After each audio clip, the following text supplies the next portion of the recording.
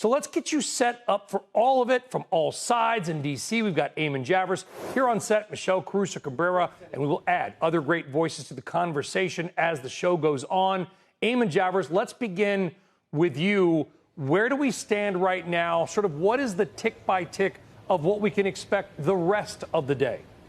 Well, what we just saw is the spray, the pool spray, as we call it, between Presidents Zelenskyy and Trump in the Oval Office. That coming just before their meeting, one-on-one, and before their sit-down with European leaders, top European leaders who are gathered here in a separate room right now at the White House, waiting for their chance to speak to the president. So all of that will happen consecutively throughout the afternoon. The president and Zelenskyy meeting side by side, then the European leaders brought in. At some point in there, they were hoping to have a lunch. We'll see if a meal gets served here at any point, because these conversations can be unwieldy and long-winded as every side wants to get a word in on it. And then the president has just said that he's going to have a call with Vladimir Putin, who he met with on Friday in Alaska.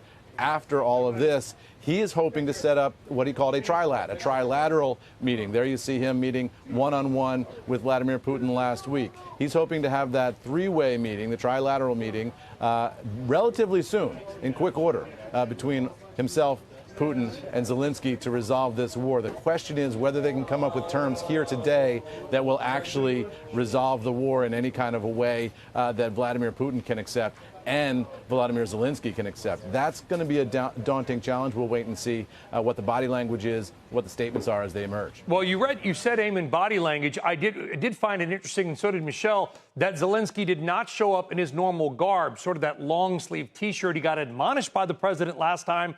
He kind of split the middle, I think, wore a button-up jacket. There was, I only bring that up because there was some deference to President Trump. And I also want to make this clear to our audience, correct, that the two sides just did a small press conference before the meeting. So Zelenskyy had just arrived, so they didn't have any meat on what they actually are going to discuss. Yeah, that was a pre-meeting press availability, so we don't know how the meeting has gone yet, obviously, and they couldn't read that out to us. And you're right. I was watching Zelensky's attire because, it sounds, small, but it's an important detail, and it was a flashpoint back in February. I couldn't tell, honestly, from my vantage point here, whether Zelensky's wearing a tie, but he does appear to be wearing a black jacket and black shirt, so a little bit less of sort of the military fatigues style outfit that he was wearing earlier in the year that seemed to anger President Trump and Vice President Vance. Zelenskyy has been wearing that outfit, by the way, and has said that he won't stop wearing it because he views himself as a military leader of a nation at war, and he's under attack. And he's wearing it in solidarity with the frontline units.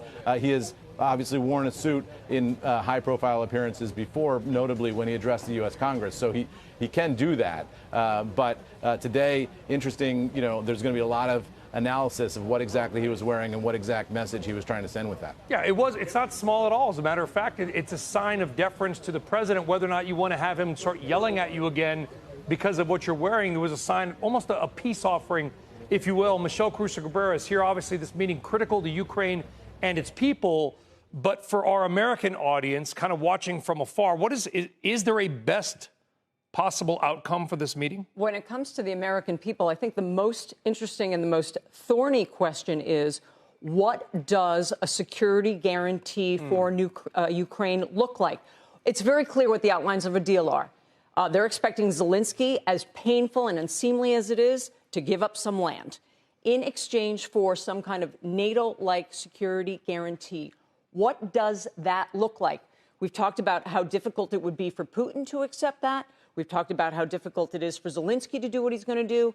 But there's also the question of, would there be U.S. troops on the ground as part of that guarantee? The president was asked about it twice. He did not say yes, but he didn't say no. He said, as Eamon said earlier, the Europeans are going to be the front line, but we're going to help them out. What does that mean? There are prominent foreign policy people in D.C. right now calling for a uniformed American presence on the ground in Western Ukraine as a backstop. I think that's the big issue. And that is politically extremely difficult for this president because, remember, he talked about Americans getting out of Europe, getting out of Ukraine. So not that we have them there now, but The idea then being, and we have the map of the wall, the idea then being that Ukraine would cede something, some Donbass region. Crimea was already invaded and taken over by Russia back in 2014. I was actually in Russia when that began.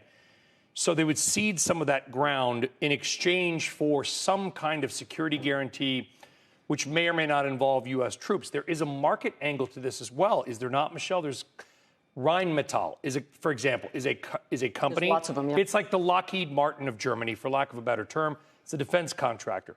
That stock, and I think we have the chart, has been soaring in the last year.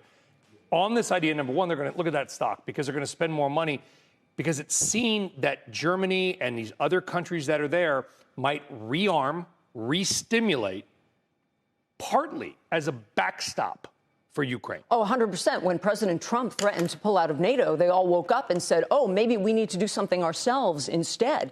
And so that's why you've seen all of the European defense companies absolutely rallying, because it seemed that there was finally political will to get something done.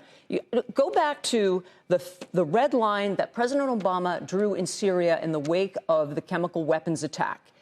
When we asked for support, the French could get their planes off the ground. The Germans could not get their planes off the ground because they didn't have enough equipment. They didn't have enough material to actually be able to mount an attack. They were not ready.